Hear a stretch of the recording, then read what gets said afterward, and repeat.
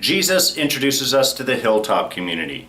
We learn a little bit more about Negan and the survivors, and Abraham, well, let's just face it, I'm not going to have pancakes for a while. It's The Walking Dead, Season 6, Episode 11, Knots Untie.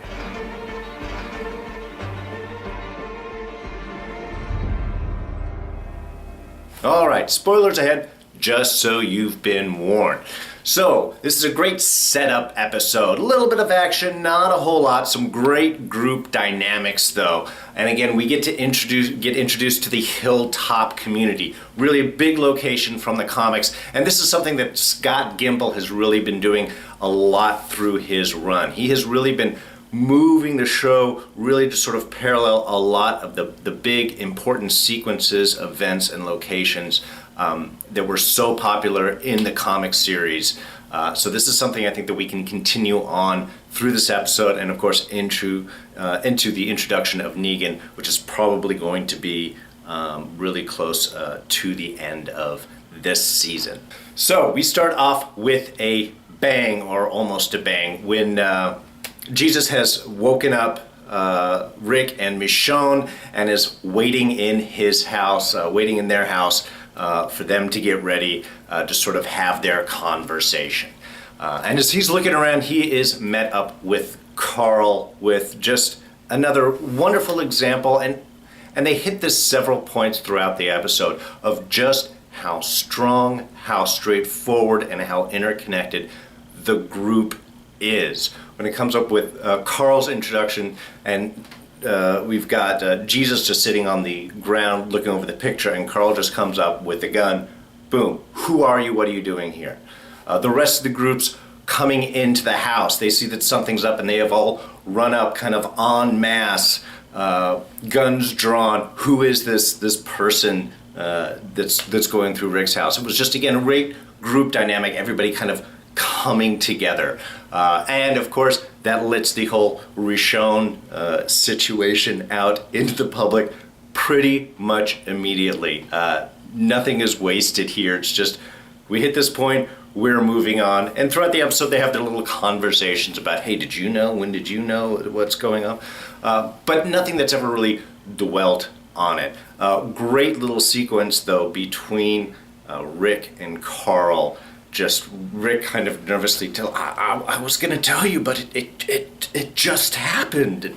But it's very kind of cute between the two of them, who have gone through so much that now the dad is, of course, looking to his son for approval, which of course Carl throws out. He loves Michonne. They are kind of a natural family unit. But it was just great little character moments. They've had it with this. They have a great little moment between, again, Denise and Daryl. I like those two kind of together. They're so opposite, but they have this little kind of cute connection just when they're trying to talk and express with each other. I really enjoy.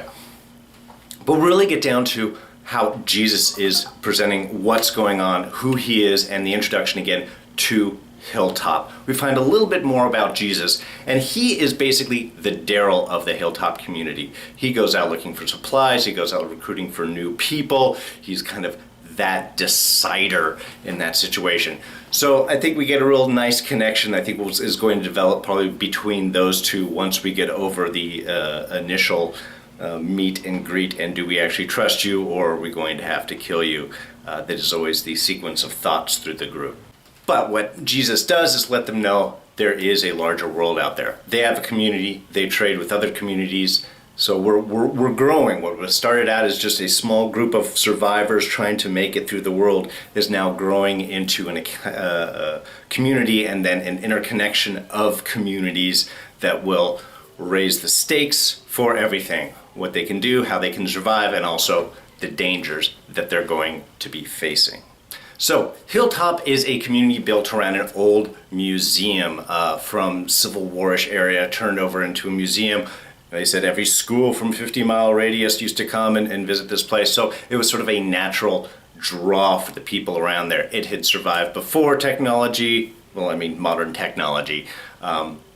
so it would be a best place to survive after the loss of that technology.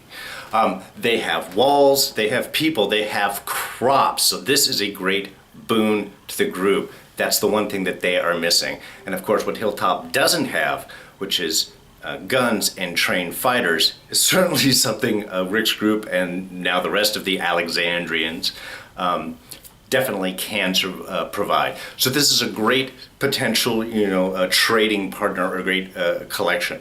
But they've got to get past Gregory. And let's face it, Gregory's a dick, okay? He is just, from the first meeting where he just throws out, why don't you guys just clean up? Just not even allow the introduction to his whole treatment of Maggie. It just really sets up that he's a schmuck. And if he had died in the episode, I think Hilltop Community probably would have been in a better position. We'll have to sort of wait and see with that. But I did like how that is starting to pull up Maggie's position as, ambassador, negotiator, because Rick's definitely, the leader, but everybody has that similar. There's not so much of somebody above and below. They all look for Rick towards leadership, but Rick is very easy to throw out how competent everybody else is, and I think this is great for Maggie. When she started working with Deanna, that was the one thing that Deanna had seen and was willing to pull out. You should start watching, you should start learning these things. She's a very strong individual, so her ability, I think, to communicate and take that position is really only something that's going to grow further and further. But outside of Gregory, who is honestly just kind of a creepy guy, the rest of the people in the Hilltop Community seem reasonably decent, at least as they first meet. And even from the group that they save on the way to the community, these are nice people. Nobody is threatening. There isn't that type of conflict right there. When they save people, they're grateful for being saved. As soon as they hear Jesus' name, they open up. They're a lot more trusting. So this is kind of an unexpected group of people to run into in that sense, having been this far into the apocalypse. And I was thinking for a moment that this is that setup where things are about to go down, because especially running into the obstetrician. Maggie is pregnant, and the whole child thing is something that floats throughout the episode, which I'm going to get to when I talk about Abraham in a few minutes. But they have found another community. There's somewhere they could potentially trade with. They have a doctor, not only a doctor, but an obstetrician, just as they are pregnant. As he says, this is your lucky day. And we know whenever these things start to get set up, there's that fall that's inevitably going to happen. So I'm wondering if this is what is starting to set them up to have maybe a bit too much confidence in themselves, which they should know better for. And that starts to come to a head as soon as the group that had gone and met up with Negan return back, and the big fight that happens. Just another beautiful bit of choreography, and just, again, the group coming together.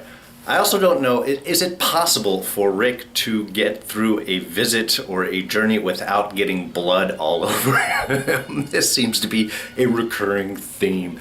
And really the difference between the two groups could not have been more apparent than when Rick stands up with the blood pouring all over him after having stabbed that guy in the neck, and just turns and he's, what?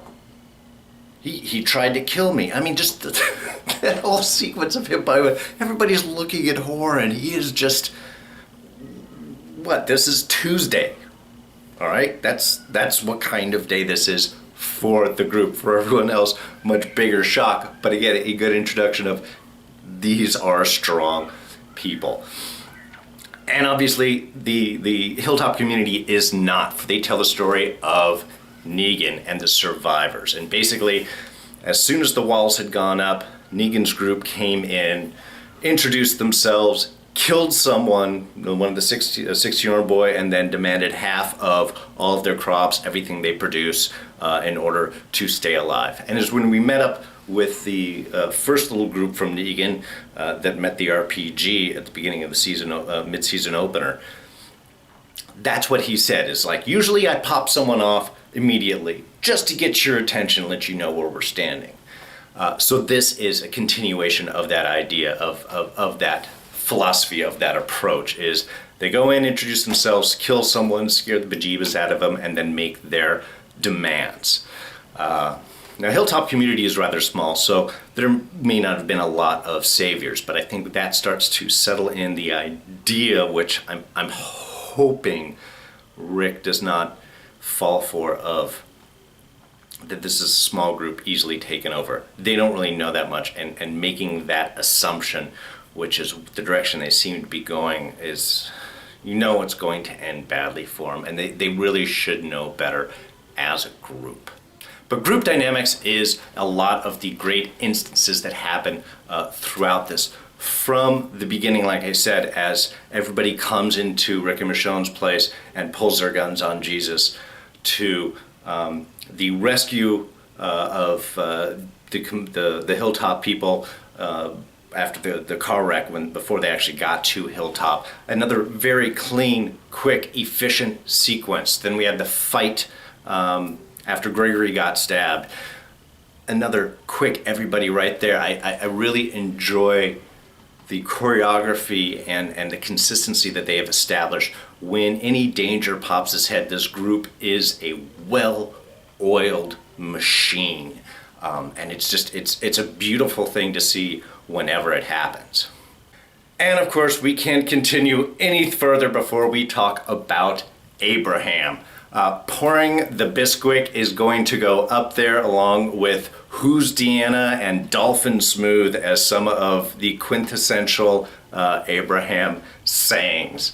And he's kind of the little background journey throughout all of this episode. He starts off and he's flirting with Sasha, and they're kind of cute together, but she blows him off. I'm changing my guard shift.